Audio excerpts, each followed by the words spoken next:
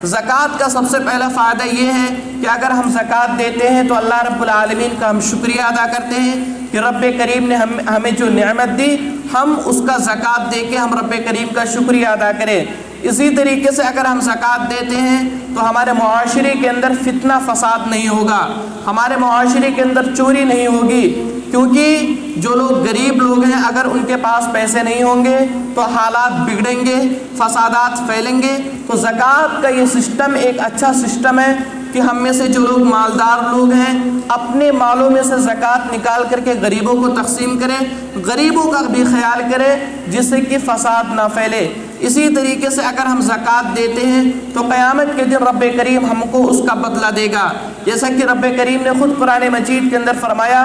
آپ نے فرمایا وَأَقِيمُوا الصَّلَاةَ وَآتُوا الزَّكَاةَ وَمَا تُقَدِّمُوا لِأَنفُسِكُم مِّنْ خَيْرٍ تَجِدُوهُ عِندَ اللَّهِ، کہ رب کریم فرماتا ہے کہ تم جو کچھ اللہ کی راہ میں دو گے، خرچ کرو گے تو کل قیامت کے دن تم اس کو اپنے رب کریم کے یہاں پاؤ گے۔ تو اگر ہم زکوٰۃ دیں گے، اپنے مالوں میں سے زکوٰۃ کو نکالیں گے تو رب کریم ہم کو اس کا بدلہ دے گا۔ اسی طریقے سے ہم دیکھیں کہ صحیح بخاری کی روایت ہے کہ رسول اکرم صلی اللہ علیہ وسلم نے معاذ بن جبل رضی اللہ تعالیٰ عنہ کو یمن کے اندر بھیجتے ہیں، دعوت کے لیے بھیجتے ہیں، تو فرماتے ہیں کہ جب یمن میں جانا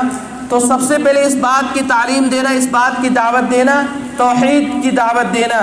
تو جب وہ لوگ توحید کو مان لیں گے، توحید کا اقرار کر لیں گے تو ان کو اس بات کی دعوت دینا کہ رب کریم نے دن و رات میں تمہارے اوپر 5 وقت کی نماز کو فرض کیا ہے۔ جب نماز پڑھنے لگے تو آپ اس بات کا حکم دینا، اس بات کی دعوت دینا کہ رب کریم نے تمہارے مالوں میں زکوٰۃ کو فرض کیا ہے، لہٰذا تم لوگ زکوٰۃ دو۔ تو ہماری ذمہ داری ہوتی ہے کہ ہم میں سے جو بھی لوگ زکوٰۃ، جو بھی اموال ہیں، اگر اس پہ زکوٰۃ واجب ہو جاتی ہے تو ہم اس کو زکوٰۃ کو نکالیں۔ زکوٰۃ نہ دینے کا نقصان کیا ہے؟ زکوٰۃ نہ دینے کا سب سے بڑا نقصان یہ ہے کہ اگر ہم زکوٰۃ نہیں دیں گے تو ہمارے مال و دولت میں برکت نہیں ہوگی، زکوٰۃ نہیں دیں گے تو ہمارے معاشرے کے اندر فتنہ فساد پھیلے گا۔ اسی طریقے سے اگر ہم زکوٰۃ نہیں دیں گے تو کل قیامت کے دن یہی مال، زکوٰۃ والا مال، ہمارا طوق بن کے ہمارے گلوں میں رہے گا، جو کہے گا قیامت کے دن میں تیرا مال ہوں، میں تیرا خزانہ ہوں۔